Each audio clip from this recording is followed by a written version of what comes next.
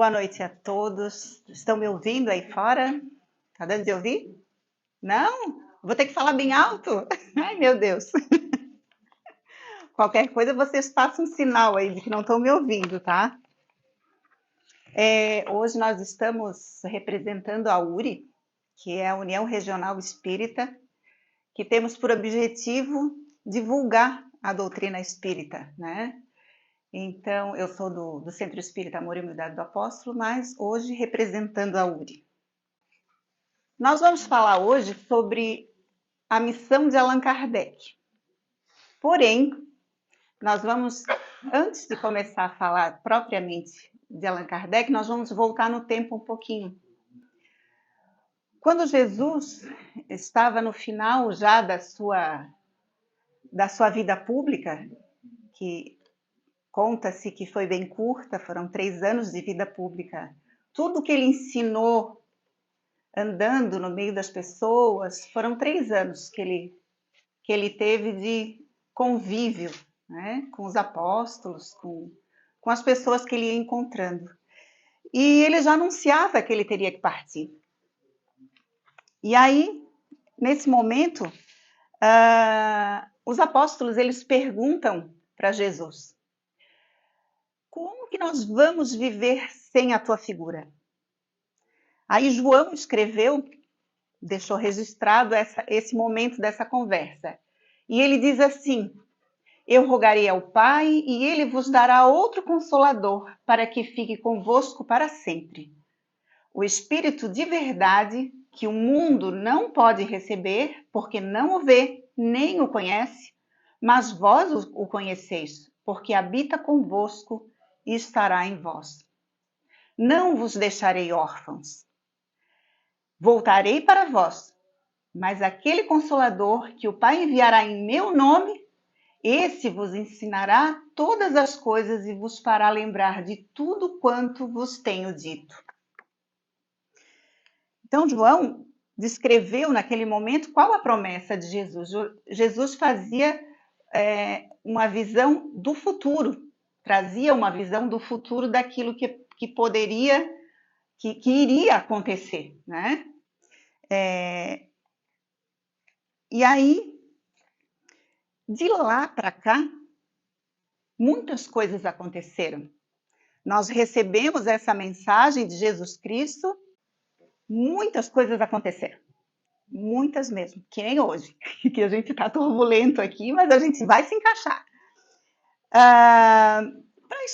Para procurar, a gente vai estudar cada vez que a gente vai fazer uma palestra, né? E, obviamente, eu já estudei várias vezes, quem está dentro da doutrina espírita já ouviu falar de Allan Kardec, mas eu fui em busca de algo que me trouxesse uma mensagem diferente de tudo aquilo que eu já tinha lido. E eu encontrei um livro que se chama A Missão de Allan Kardec, que trazia o título que me foi pedido, né? Que foi pedido para os palestrantes, que é de Carlos Embaçaí, que foi escrito pela FEP, Federação Espírita do Paraná. E ele tem uma folha que ele traz uma chamada para nós, que eu vou repassar para vocês, como está lá no livro, para primeiro a gente se situar como que a gente está no tempo em relação a essa mensagem que Allan Kardec trouxe para a gente. Óbvio que ele teve um objetivo muito grande, mas nós precisamos saber o que a gente tem que fazer com isso. E a gente precisa entender da história para que a gente saiba exatamente em que posição hoje a gente se encontra. Obrigada, amor. Bota ali embaixo, sim.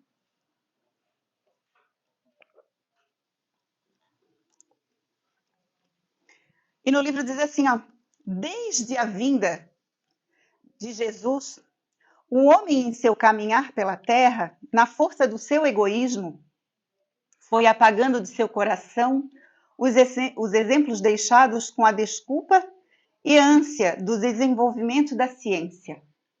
Quer dizer, o homem preocupado em descobrir coisas novas foi se distanciando de Jesus. Tudo passava ao império formidável da lei.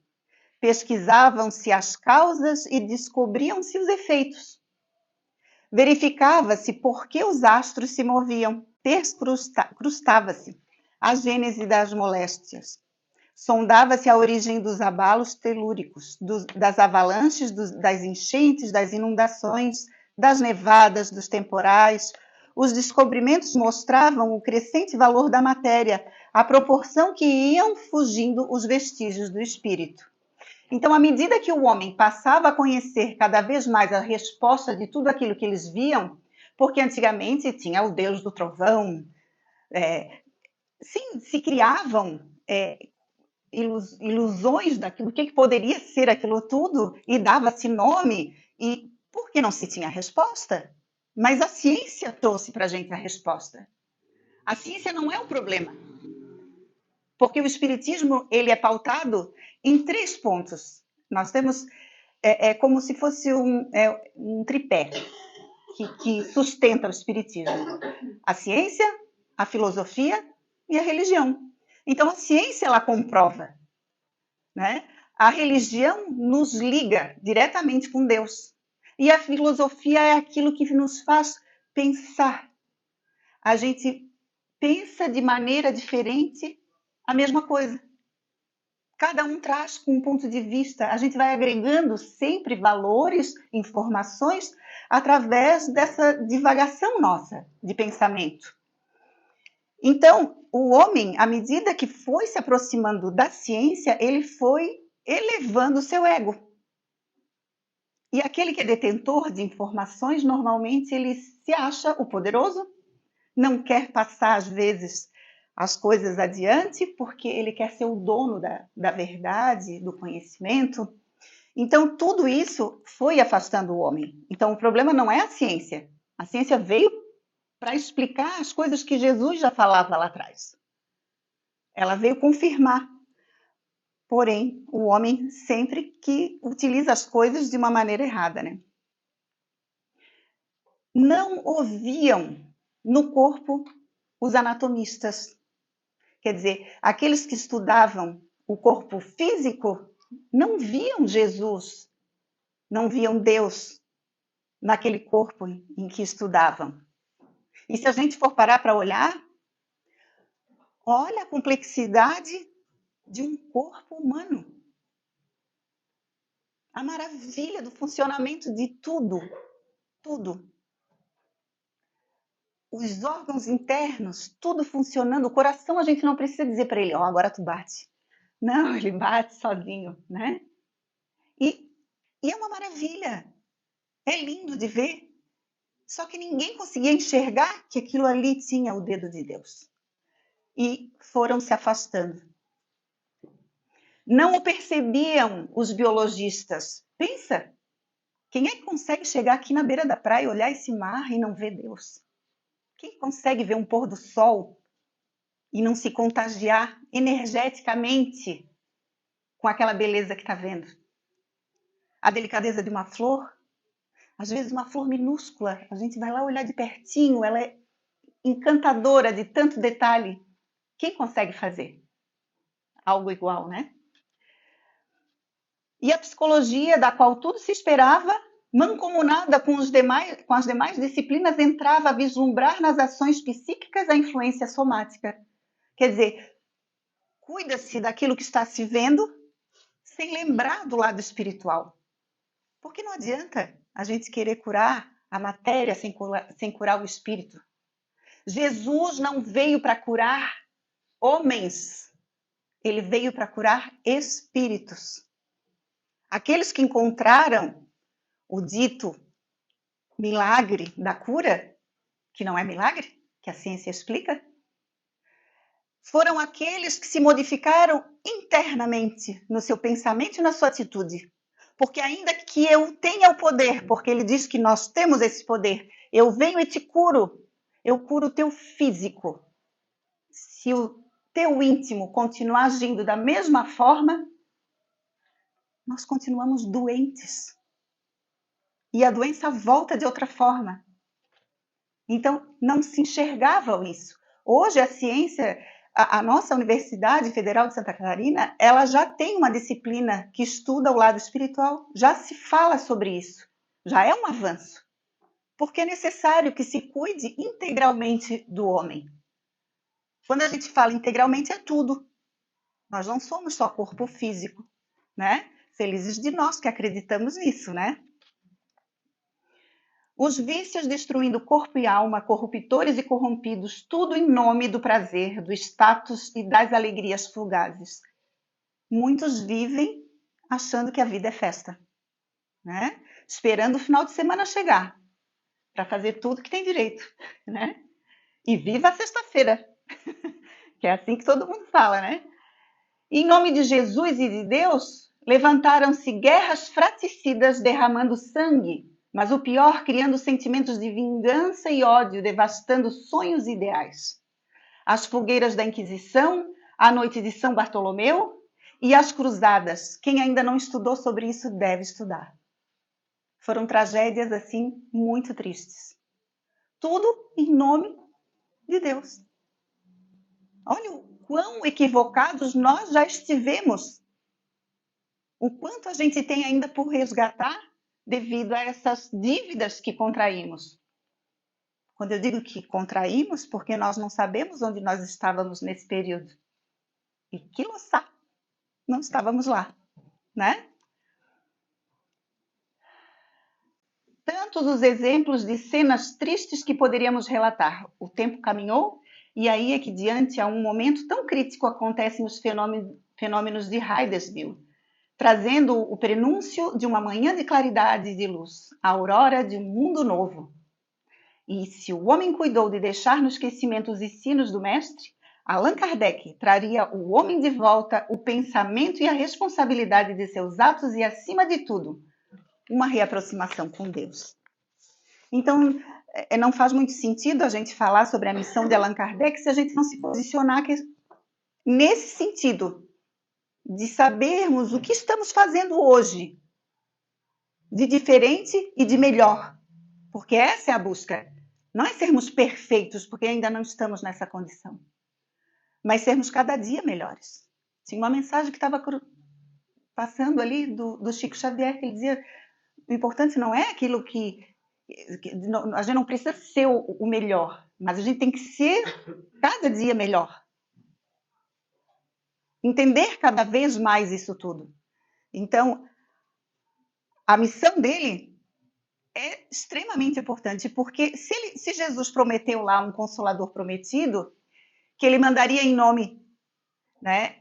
Deus mandaria em nome dele alguém para explicar para a gente tudo aquilo que Jesus deixou lá atrás e que ainda não tinha explicação, porque ainda não tínhamos conhecimento,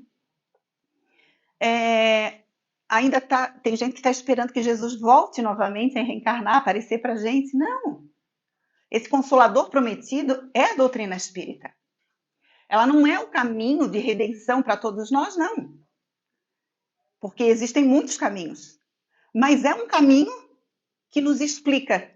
Porque diante de todas as religiões, quem trabalha dentro do centro espírita sabe que quando a dor bate e as dúvidas vêm diante da perda de um ente querido, diante de uma doença, eles procuram os centros espíritas porque eles sabem que lá vão encontrar a resposta. E por que muitos não procuram? Não procuram porque ainda não querem se modificar. O Espiritismo nos traz essa responsabilidade. Você quer ser espírita?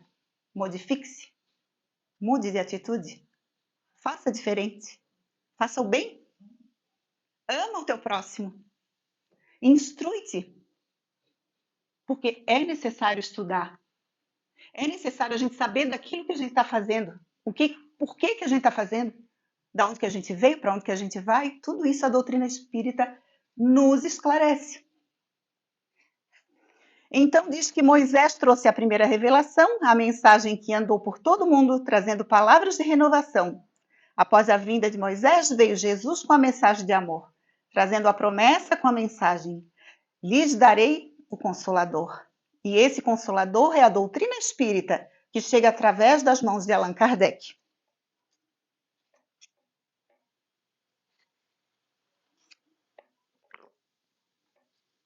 Pessoas que falam muito, elas secam a boca.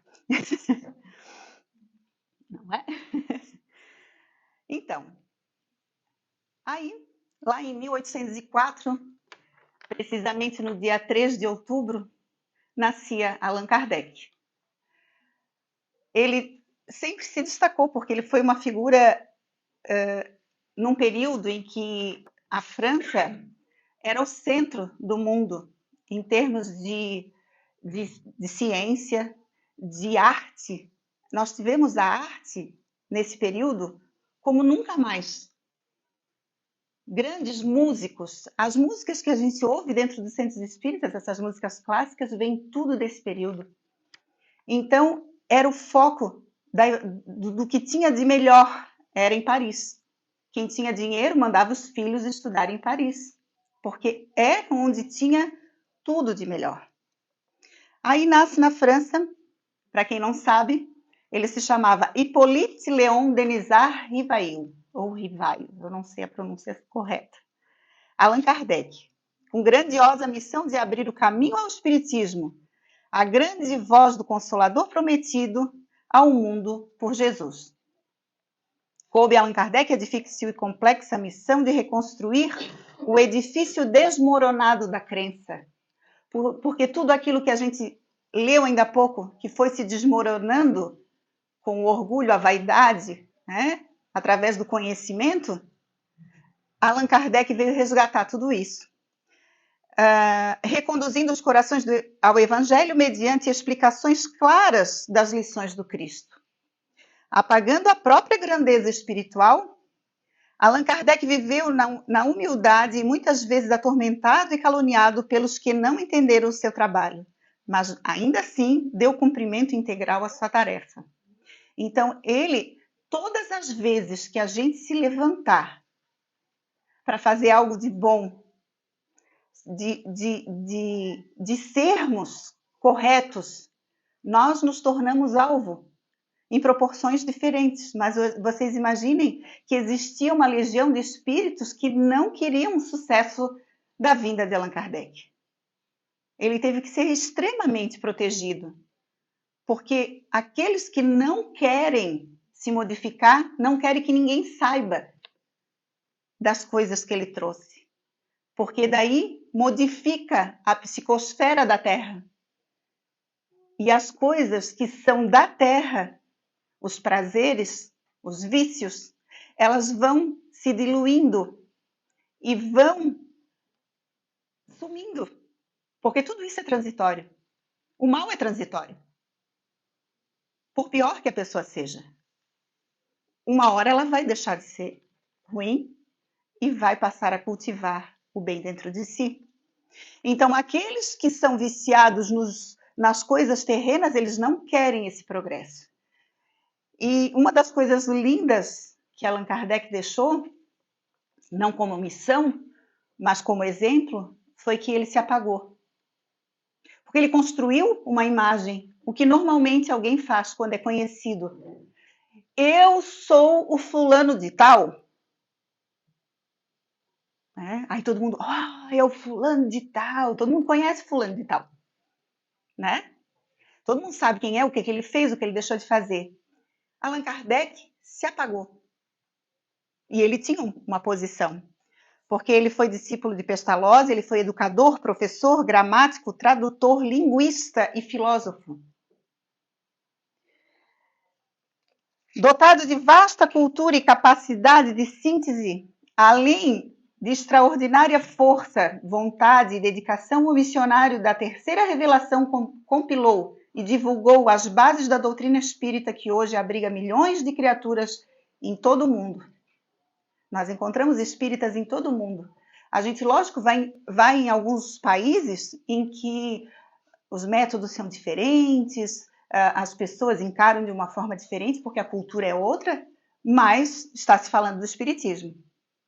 Desencarnado em 31 de março de 1869, Allan Kardec deixou implantada entre os homens a era espírita cristã, que irreversivelmente vai se desdobrando em toda a Terra. Não tem como voltar atrás. Porque todo mundo tem dor. E é a dor que nos faz procurar. E a dor que nos faz ir em busca de resposta E toda dor, ela cansa. Ela cansa. A gente cansa de ser ruim. A gente cansa de ser teimoso. A maturidade, ela traz uma coisa maravilhosa. Enquanto a gente é jovem, a gente quer discutir com todo mundo, quer ter a razão. Eu vou te explicar agora o que é o espiritismo. A gente quase que, né? É assim, é assado, tens que fazer diferente. Mas depois de um tempo a gente descobre que não tem necessidade.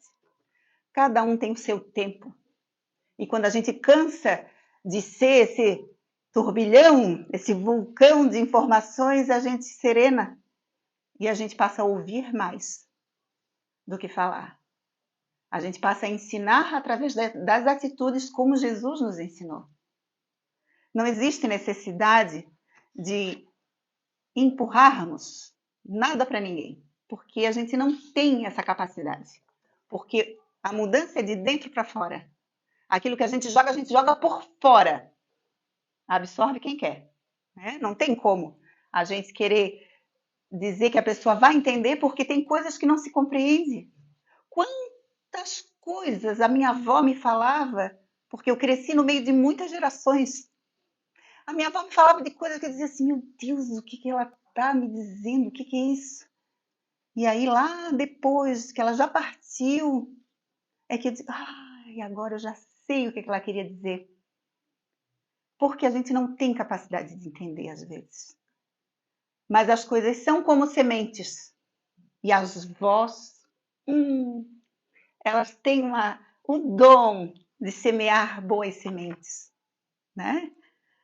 Agora eu não saio mais quando o tempo muda sem a minha sombrinha. Né? Eu sempre olho o vento e imagino se no final da tarde vai estar frio. Então, são coisas pequeninas que preenchem o coração da gente e que vão trabalhando o nosso íntimo para o amor, que é a proposta de Jesus.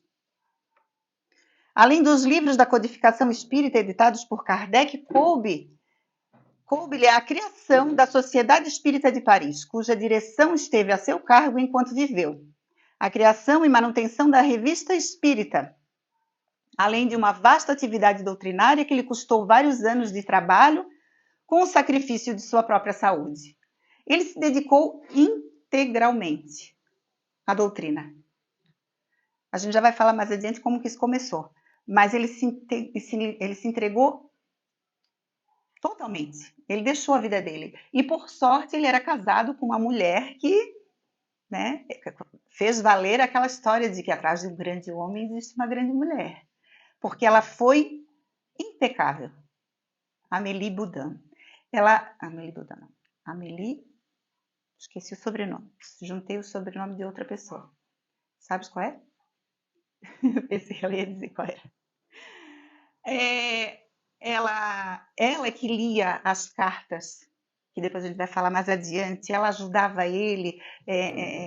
Pensa, não tinha internet, não tinha WhatsApp, as coisas não corriam assim, né? As coisas corriam por carta, por navio, demorava para ir, demorava para voltar. Ele desencarnou em 31 de março de 1869. Deixou implantado entre os homens a era cristã, que a gente já leu. Jesus é a porta da nossa redenção espiritual e Kardec simboliza a chave que abrirá para nós essa mesma porta, ampliando nossa visão e possibilitando-nos alcançar horizontes mais altos da vida. Eu não sei porque a gente começou depois, até que horas dá para ir. Mais uns 5 minutinhos, 10%. Eu acho que eu vou precisar, porque... tem problema de ir mais uns 10 minutos, assim, não? Em 1854, pela primeira vez, Allan Kardec ouviu falar de um fenômeno que ficou conhecido como mesas girantes. Encontrou um dia o magnetizador Senhor Fortier, que lhe falou da singular propriedade de magnetismo, em que não só as pessoas podiam magnetizar, mas também as mesas. Em outro encontro, o amigo lhe disse que as mesas poderiam falar. Kardec responde que só acreditaria quando pudesse ver. Obviamente, Kardec, como um estudioso, ele pensou assim, nossa, as mesas se movem. Mas como que isso acontece? É necessário que tudo que se mova tenha um princípio inteligente. onde está o princípio inteligente que faz essa mesa se mover? E foi aí que começa a pesquisa dele, porque mais adiante, em 1855, um ano depois, ele se encontrou com o Sr. Carlotti, que lhe falou dos mesmos fenômenos. Inclusive, ele presenciou da escrita mediúnica, logo depois pôde observar mais atentamente os fatos e ver comunicações contínuas. Começaram, então, os estudos sérios do espiritismo. Então, ele não ia, como a maioria das pessoas, por curiosidade, porque se a gente disser que tem alguém ali na esquina lendo a mão e dando respostas boas, todo mundo vai de curioso, né? E aí, lá na época não era diferente, todo mundo ia para ver como é que acontecia. Então era curiosidade, né? A visão dele era outra. Obviamente, essa missão ele tinha dentro dele, né? Ele sabia o que... Ele não sabia direito, mas ele tinha essa intuição de que ele precisava descobrir aquilo ali. Então, ele tinha 51 anos nessa época. E nesse momento ele passava por uma transformação, porque a partir daí ele modificaria até o seu comportamento de vida, né? Daí ele lembrou de uma sessão em que ele foi e que um médium, né, lembrou ele, um amigo espiritual de vidas passadas, lembrou ele que esse amigo espiritual se chamava Zéfiro, que disse que na época do imperador Júlio César, entre 58 e 44 a.C., ele tinha sido um líder druida na sociedade celta. Seu nome era Allan Kardec. Os druidas eram pessoas, nessa época, muito inteligentes. Então, quer dizer, toda essa inteligência adquirida que a gente pôde ver na encarnação como Allan Kardec, não foi dessa encarnação, toda essa informação. Foram de várias encarnações que ele veio acumulando esse nível de conhecimento. Então, ele adota o nome Kardec porque ele realmente se apaga. Ele tinha livros publicados, então ele não queria que as coisas se confundissem. Ele não queria que alguém olhasse, né, Rivail, Denizar, foi ele que escreveu, o professor? Não. Allan Kardec, que ninguém sabe quem é que escreveu aquilo. E ele sempre atribuiu tudo aos espíritos, né?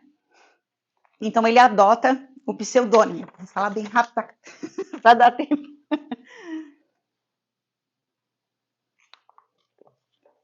A missão de Kardec era nos auxiliar em nossa evolução. Essa foi a grande missão. Em 30 de abril de 1856, em uma sessão espírita, Kardec recebe uma mensagem dizendo que ele era o obreiro que reconstrói o que foi demolido. Lembra a primeira fala que eu contei? Que a gente foi se distanciando, a gente foi destruindo o que Jesus trouxe. A gente foi deixando no esquecimento. A gente tem que agradecer muito à Igreja Católica, que apesar de ter acontecido milhões de barbáries, foi ela que deixou o nome de Jesus vivo. Né? Porque tinha sempre alguém que acreditava e tinha alguém sempre que levava adiante. Em época onde ainda existia escravidão, preconceitos arraigados e grandes dificuldades de compreensão e que era do que era a igualdade social. Ele estava iniciando um trabalho de reedificação e ainda naquele ano Kardec endereça uma pergunta ao Espírito de Verdade. Quais eram os detalhes de sua missão? O Espírito de Verdade fala-se que era Jesus Cristo, que vinha e conversava diretamente com ele.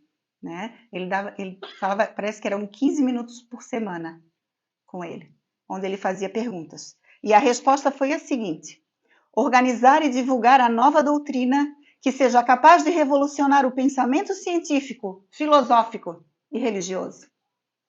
Porque as coisas têm que caminhar junto. Eu não posso falar de algo que eu não consigo comprovar.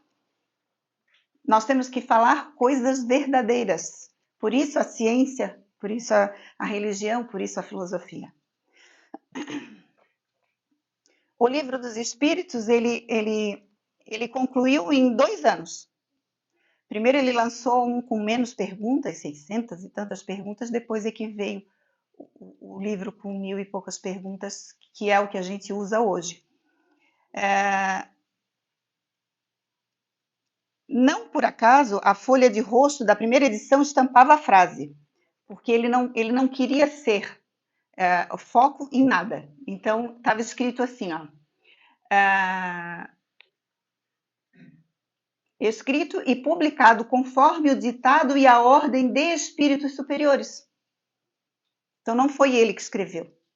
O máximo que ele fazia era que, como ele entendia de gramática, ele ordenava as coisas para que elas ficassem de uma forma, tanto é que hoje existem estudos que se chama miudinho, porque a gente tem que tirar, ler cada palavrinha para pegar o todo daquilo que tem, porque é muito rico de informação.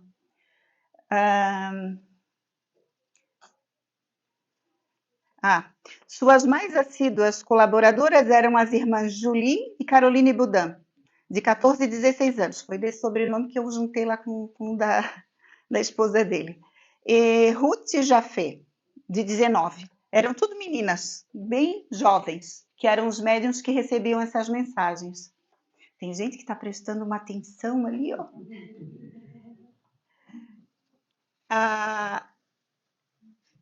Então, Kardec faleceu aos 64 anos, teve 15 anos também de trabalho, né?